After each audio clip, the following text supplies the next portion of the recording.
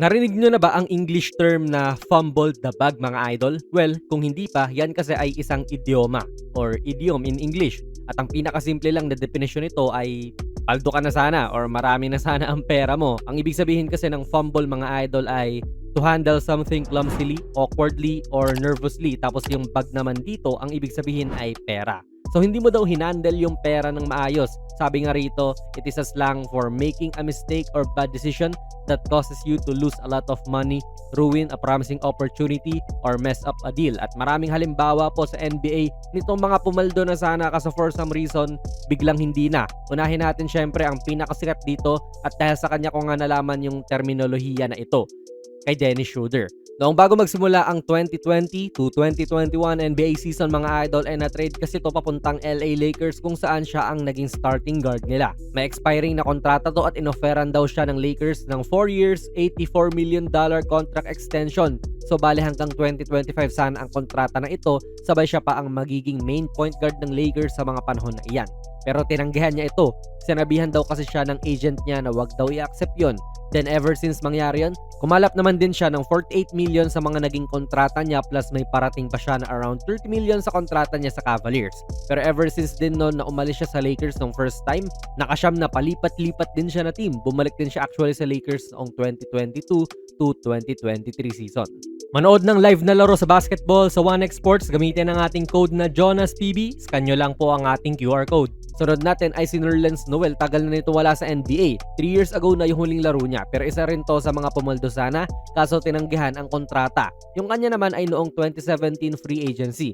Grabe, parang kahapon lang tong taong 2017 pero this was 9 years ago. Halos isang dekada na rin ang nakakaraan. At ayun nga, inoferan siya ng Dallas Mavericks, yung team na nilalaroan niya din nun, ng 4-year, $70 million contract. And ayun nga, tinanggihan niya ito. Ang agent niya pa nun ay si Rich Paul, yung agent nga rin po ni LeBron hanggang ngayon. Nagkaso pa nga tong si Noel kay Paul at sa Clutch Sports Kasi yung advice nga daw niya ay tanggihan yung kontrata. Ending si Noel pa yung nagbayad dito sa Clutch ng mga komisyon nila. Then nag-agree na lang tuloy sila ng Mavs nun sa isang qualifying offer na 1 year worth 4.1 million. Then ayun, ever since nga nung tinanggihan niya yung kontrata, nakakalap pa rin naman siya ng $30 million sa 5 pang teams na pinaglaruan niya. Sunod natin ay si Victor Oladipo. Shoutout Vic, gusto nito bumalik sa NBA at hopefully makabalik nga rin siya. Ilang taon pa lang naman yan Yung kanya naman mga idol ay nangyari noong 2021 pero 2 beses po yan sa 2 teams. Mag-e-expire na kasi yung kontrata niya sa Pacers noon tapos gusto siyang papirmahin ng 4 years, $112 million sa kontrata. Yun daw yung balita. Pero kinumpirma ni Oladipo mismo na hindi naman daw. Ang offer daw kasi sa kanya noon ay mas mababa pa kaysa sa kontrata niya na pinirmahan dati na 4 years, $85 million. Kaya niya tinanggihan. And kung may offer daw sa kanya na 112 million, sabi niya hindi na daw niya pag-iisipan yon at rekta pirma na. Pero wala naman daw ganong offer And syempre since hindi nga siya nag-sign ng extension, na trade siya papuntang Houston.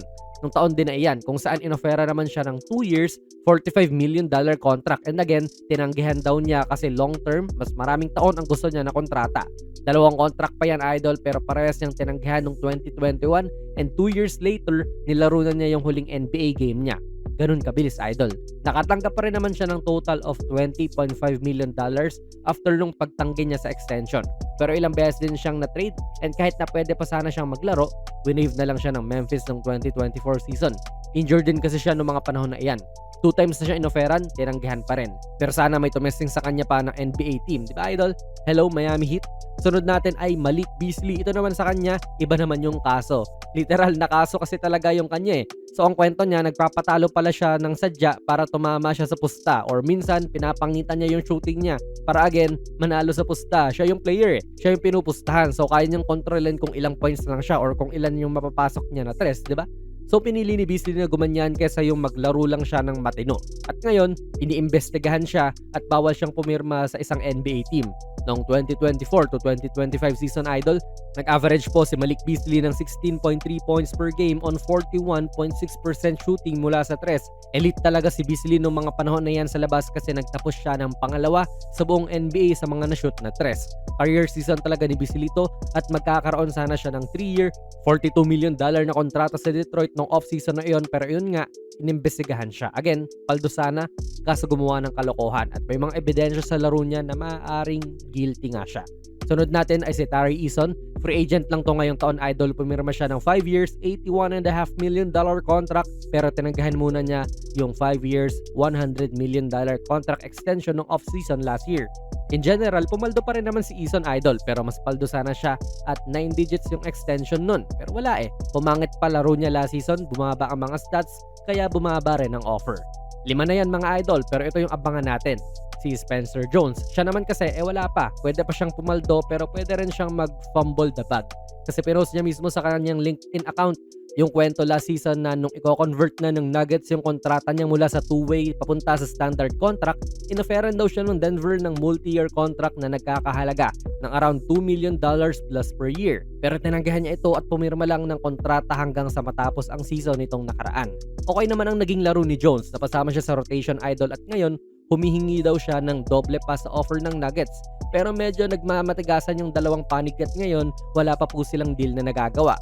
Kaya hindi pa natin sure mga idol kung saan mapupunta si Jones, kung dun ba siya sa fumble the bag story o dun siya sa mga sumakses. Ang lesson dito mga idol ay kung NBA player ka, and syempre kung NBA player ka hindi mo naman pinapanood to kasi hindi ka naman din nakakaintindi ng Tagalog, pero yun nga, kung may malaking deal na binibigay ang team sa'yo, kunin mo at wag ka na mag-antay. Kasi hindi lahat ay magiging Jalen Brunson na tumanggi sa offer sabay na biyayaan ng mas malaki. Though yung kanya, siya pa yung nanghihingi ng extension sabay ayaw lang ng Dallas dati. Sabay nung gusto na nung Dallas, siya na yung may ayaw kasi maganda na yung nilalaro niya. Pero sa iba, mas okay nang i-secure nyo muna yung bag, di ba? Kaya ano po masasabi niyo sa video natin ngayon? Ilagay nyo lang po ang inyong mga komento sa ating comment section. Kung nagustuhan nyo po ang ating video ay pakipindot na lang idol ng like button, mag-subscribe ka na rin sa ating channel. And ako nga pala si Jonas PB, and as always, hanggang sa muli.